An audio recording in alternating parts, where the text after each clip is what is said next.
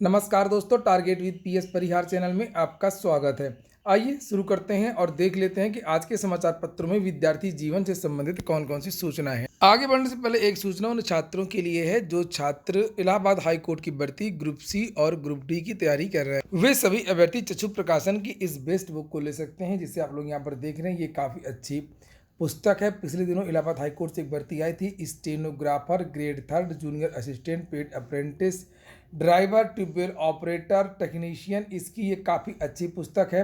इस पुस्तक में 2450 से ज़्यादा बहुविकल्पीय प्रश्न दिए हुए हैं और 25 प्रैक्टिस सेट भी आपको इसी पुस्तक में मिल जाएंगे। 2 सॉल्व पेपर भी है और इन सभी प्रश्नों की यहाँ इस पुस्तक में विस्तृत व्याख्या दी गई है और इस पुस्तक में केवल उन्हीं प्रश्नों का समावेश किया गया है जिस प्रकार की प्रश्न इलाहाबाद हाईकोर्ट की भर्तियों में पूछे जाते हैं। जो उनका स्तर होता है उसी पैटर्न पर लगभग सभी प्रमुख शहरों की प्रमुख कॉपी किताबों की दुकानों में आपको चक्षु प्रकाशन की ये पुस्तक मिल जाएगी। और अगर आप लोग ऑनलाइन मंगवाना चाहते हैं तो उसकी लिंक मैंने डिस्क्रिप्शन बॉक्स में दे दिया है, वहां पर जाकर के आप लोग ऑनलाइन भी मंगवा सकते हैं। चलिए शुरू करते हैं और सबसे पहले हम लोग बात करेंगे यूपी SSSC से माध्यमिक शिक्षा की भर्तियां। शिक्षा मंत्री ने दिया अधियाचन भेजने का आदेश। लिखा, माध्यमिक शिक्षा के रिक्त पदों पर जल्द होगी भर्ती। माध्यमिक शिक्षा राज्य मंत्री ने आयोग को अधियाचन भेजने के निर्देश दिए हैं। माध्यमिक शिक्षा राज्य मंत्री स्वतंत्र प्रभार गुलाब देवी ने माध्यमिक शिक्षा विभाग में रिक्त पदों पर भर्ती के लिए उत्तर प्रदेश अधीनस्थ सेवा चयन आयोग को अधियाचन भेजने के निर्देश दिए हैं। उन्होंने सहायता प्राप्त विद्यालयों में तृतीय एवं चतुर्थ कर्मचारियों की भर्ती करने के निर्देश दिए हैं।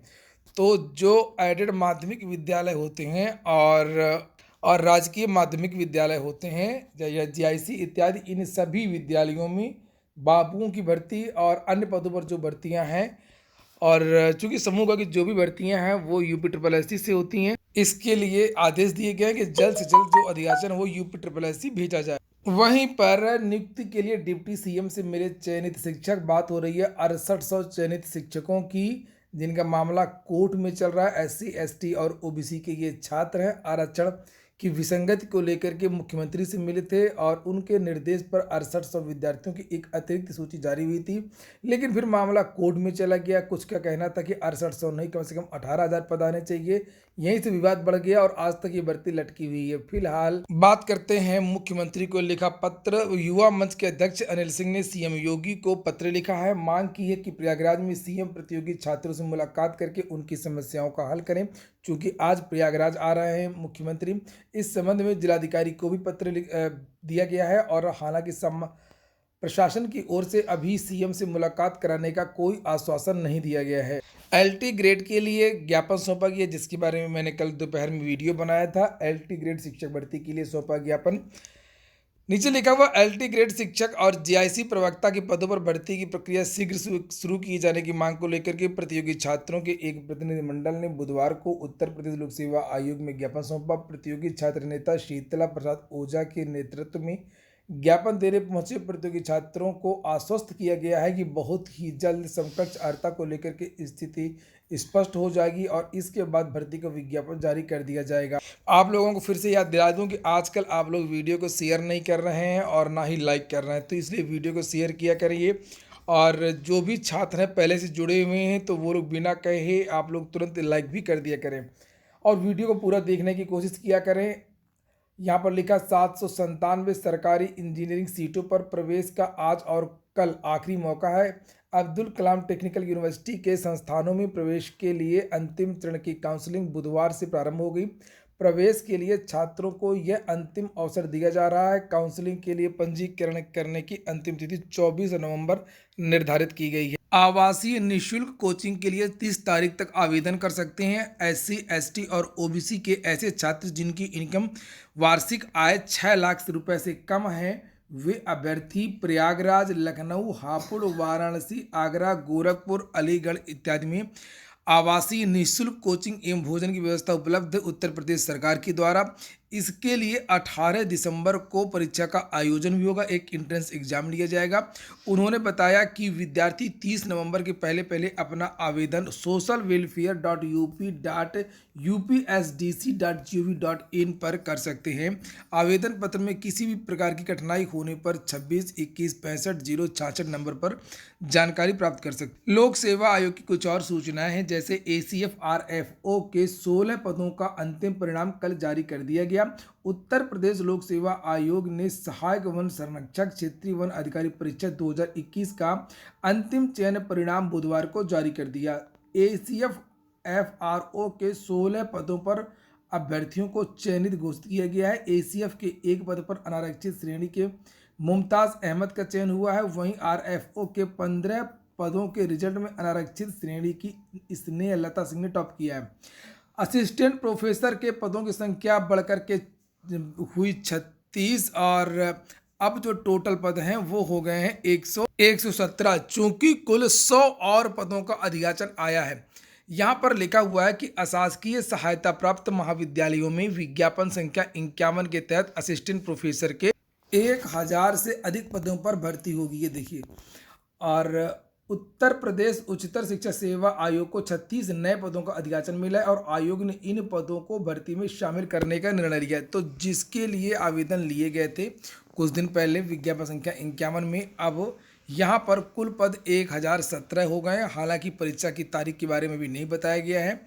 और यहाँ पर लिखा है कि अच्छी बात है कि पदों की संख्या बढ़ गई है, लेकिन विद्यार्थियों को अभी भी अपनी परीक्षा तिथि का इंतजार है। सीटेट के बारे में मैंने कल वीडियो बनाया था कि सीटेट में फिर से उत्तर प्रदेश में सेंटर मिलेंगे, क्योंकि यहाँ की सीटें बढ़ा दी गई हैं, लेकिन सीटें फिर से फुल हो गई हैं। अब उत्तर प्रदेश में परीक्षा केंद्र नहीं मिलेगा।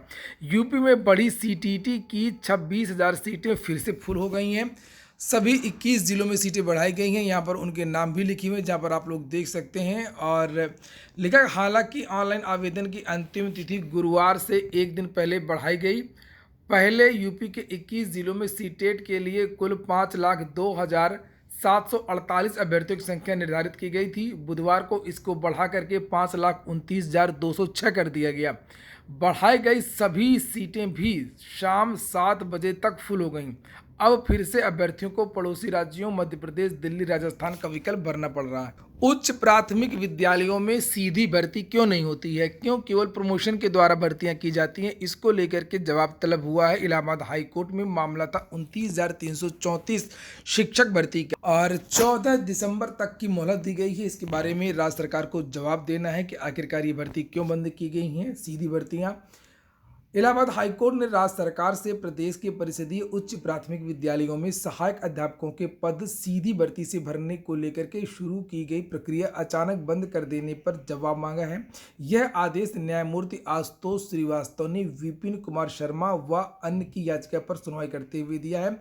याचियों की ओर से अधिवक्ता ऋषि श्रीवास्तव और रजत एरन ने कहा कि राज्य सरकार ने अध्यापक सेवा नियमावली में संशोधन करते हुए 11 जुलाई 2013 को शासनादेश जारी किया था समाजवादी पार्टी की सरकार ने, जिसके तहत उच्च प्राथमिक विद्यालयों में सहायक अध्यापकों के पद पर सीधी भर्तियां होनी थी। और इस क्रम में 29,334 गणित विज्ञान के सहायक अध्यापकों के पद पर सीधी भर्ती की प्रक्रिया शुरू की गई थी और इस भर्ती के बाद सीधी प्रक्रिया को बंद कर दिया गया है, जिसकी वजह से ये जो भर्ती थी 29,334, इसके पद रिक्त थे लगभग 3,000 और बाद में सरकार की तरफ से कहा गया कि अब सीधी भर्ती नहीं होती है, इसलिए ये भर्ती नहीं होगी और ये जो पद हैं वो 29,000 के ही हैं। मामला ये चल रहा था। अब देखते हैं कि 14 दिसंबर तक मोहलत दी गई है और आगे क्या होता है। अब अगली सुनवाई दिसंबर में होगी। हालांकि इससे संबंधित मामला एक सुप्रीम कोर्ट में भी है और उत्तर प्रदेश की सरकार के द्वारा या उत्तर प्रदेश की जो सरकारी वकीलों के द्वारा यही कहा गया कि इससे संबंधित मामला सुप्रीम कोर्ट में है। केंद्रीय विद्यालयों में संविदा पर रखे जाएंगे विशेष शिक्षक। संयुक्त आयुक्त ने देश के सभी उपायुक्तों को दिए निर्देश। विशेष शिक्षक के नियमित पद सृजित होने पर संविदा पर होगी तैनाती। विशेष आवश्यकता वाले बच्चों को मुख्य धारा में जोड़ने के मकसद से केंद्रीय विद्यालय संगठन ने महत्वपूर्ण पहल की है। केंद्रीय विद्यालयों में संविदा पर विशेष शिक्षक रखने के आदेश हो गए हैं। संगठन के संयुक्त आयुक्त एकेडमिक NR मुरली ने सभी क्षेत्रीय कार्यालयों के उपायुक्तों को पत्र लिख करके विशेष शिक्षकों के नियमित पद सृजित होने तक प्रत्येक विद्यालय में अनिवार्य रूप से संविदा विशेष शिक्षक जो दिव्यांग इत्यादि जो छात्र हैं, जो विशेष छात्र हैं, उनको पढ़ाएंगे। ट्रेंड, विशेष शिक्षकों की नियुक्ति के मानक भारतीय पुनर्वास परिषद RCI के अनुसार होंगे। यहाँ पर एक न्यूज है, हर माध्यमिक स्कूल में होगी कंप्यूटर लैब, दिया जाएगा टैबलेट। लेकिन सोचने वाली बात यह है कि उत्तर प्रदेश की सरकार और माध्यमिक शिक्षा सेवा चयन बोर्ड कंप्यूटर शिक्षकों की भर्ती ही नहीं करता है। टीजीटी पीजीटी में कंप्यूटर विषय शामिल ही नहीं है। ये सोचने वाली बात है। तो कंप्यूटर लैब में पढ़ाएगा कौन और बच्चे पढ़ेंगे कैसे? यहाँ पर सरकारी व अशासकीय सहायता प्राप्त सभी माध्यमिक विद्यालयों में कंप्यूटर लैब स्थापित की जाएगी। तो जो GIC होते हैं वहाँ पर तो होते हैं, चूंकि पिछली GIC की जो LT ग्रेड हुई थी तो उसमें कंप्यूटर शिक्षकों की भर्ती हुई थी, हालांकि पद रिक्त रह गए थे। लेकिन चयन बोर्ड की जो भर्ती होती है TGT PGT, उसमें तो कंप्यूटर शिक्षकों की भर्ती ही नहीं होती है। तो आखिरकार होगा तो होगा कैसे ये? लेकिन हो सकता है कि भविष्य में कंप्यूटर शिक्षकों की भर्ती हो। अगली सूचना SSC की है, जिसे आप लोग यहाँ पर देख सकते हैं। CGL 2022 की परीक्षा 1 तारीख से एडमिट कार्ड जारी कर दिए गए हैं। यह परीक्षा देश भर में एक साथ 13 दिसंबर तक चलेगी। 35 विभागों के 20,000 पदों को भरा जाएगा। और यहाँ पर LT के बारे में दैनिक जागरण समाचार पत्र में भी दिया हुआ है, जिसे आप लोग यहाँ पर देख सकते हैं कि अभ्यर्थियों ने आयोग से मांगी LT की भर्ती। राजकीय माध्यमिक विद्यालयों के लिए सहायक अध्यापक और प्रवक्ता पदों के लिए नई भर्ती की मांग प्रतियोगियों ने की है। इसके लिए बुधवार को उत्तर प्रदेश लोक सेवा आयोग में ज्ञापन भी सौंपा है, जिसके बारे में मैंने कल एक विस्तृत वीडियो बनाया था। और यहाँ पर विद्यार्थियों की कुछ और भी मांगी थी LT के साथ साथ में। एक तो ये कि 2018 के कुछ विषयों का अभी तक प्रतीक्षा सूची नहीं जारी हुई है, द्वितीय सूची नहीं जारी हुई है। विद्यार्थियों ने यह भी मांग की है कि समान वर्ग की महिला, OBC SC की जो महिला हैं, इनको सभी महिलाओं को कम से कम भर्तियों में 5 साल की छूट भी दी जाए। CAPF सिपाही भर्ती की अंतिम उत्तर कुंजी जारी कर दी गई है। कर्मचारी चयन आयोग ने केंद्रीय सशस्त्र पुलिस बल में सिपाही भर्ती की अंतिम उत्तर कुंजी जारी कर दी। हिंदी अनुवादक की द्वितीय परीक्षा 11 दिसंबर को होगी। इसके बारे में SSC ने कल ही नोटिस जारी की थी। प्रवक्ता पद पर चयनित अभ्यर्थियों ने जल्द तैनाती की मांग की है। उत्तर प्रदेश लोक सेवा आयोग द्वारा राजकीय इंटर कॉलेजों में प्रवक्ता के पद पर चयनित अभ्यर्थियों ने जल्द तैनाती की मांग की है और इसको लेकर के बुधवार को प्रदर्शन भी किया। राजधानी स्थित माध्यमिक शिक्षा निदेशालय पहुंचे चयनित अभ्यर्थियों ने कहा कि बीते जून में ही उनका परिणाम आ चुका है और अभी अभिलेखों का सत्यापन भी हो चुका है। इसके बावजूद अभी तक उन्हें स्कूलों में तैनाती नहीं दी जा रही है। अभ्यर्थियों ने कहा कि तैनाती न मिलने से उन्हें मुसीबत का सामना करना पड़ रहा है। फिर से याद दिला दूं कि अगर आप लोगों ने चैनल को सब्सक्राइब ना किया हो, सब्सक्राइब अलग कर लें, ज़रूर कर लें। और अगर आप लोगों ने टेलीग्राम चैनल को ज्वाइन ना किया हो तो टेलीग्राम चैनल को भी ज्वाइन कर लें। टेलीग्राम चैनल की लिंक मेरे प्रत्येक वीडियो के डिस्क्रिप्शन में रहती है।